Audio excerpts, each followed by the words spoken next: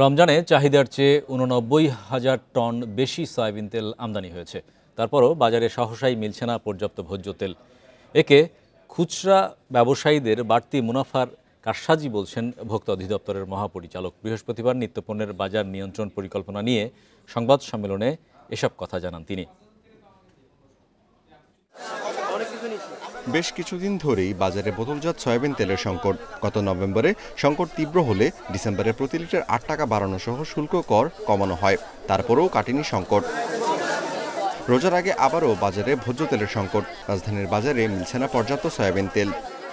তেলের দোকানে গেলে তেল নাই, বলতেছে যে তেল নিলে সাথে চাল নেওয়া লাগবে বা ওই কোম্পানির আদার্স যে প্রোডাক্ট আছে সেটা নেওয়া লাগবে। দোকান থেকে জিজ্ঞাসা করলে সমস্যা কি, বলছে যে আমরা আগে যেখানে 50 দৈনিক যদি আমার ডিমান্ড থাকে 50 বোতল, আমি পাই 10 বোতল, আমি আপনাকে কোত্থেকে দিব বা 5 বোতল। সব কিছুর একটা নিয়ন্ত্রণ আছে, কিন্তু তেলের দামটাই বেশি আমাদের পর ভোগান্তি করতেছে। এটা কোম্পানি থেকে ভোজ্য তেল সরবরাহ করা হচ্ছে না বলে দাবি ব্যবসায়ীদের। সরবরাহ ব্যবস্থা তদারকির দাবি তাদের। তীর কোম্পানি প্রতি সপ্তাহে 1 কার্টন দেয়, রূপসাদা প্রতি সপ্তাহে 1 কার্টন দেয়। হ্যাঁ, ফেরেশ কোম্পানি, পুষ্টি কোম্পানি একদিন পর 1 কার্টন দেয়। প্রত্যেকদিন তেল লাগে 8-10 কার্টন। ফার্ম অয়েল তেল দিয়ে হেডও নাই। রমজানে 3 লাখ টন চাহিদার চেয়ে বাড়তি 89 টন সয়াবিন তেল আমদানির তথ্য জানায় ভোক্তা অধিদপ্তরের মহাপরিচালক। তার দাবি, অসাধু ব্যবসায়ীরাই কারসাজি করে কৃত্রিম সংকট তৈরি করেছে।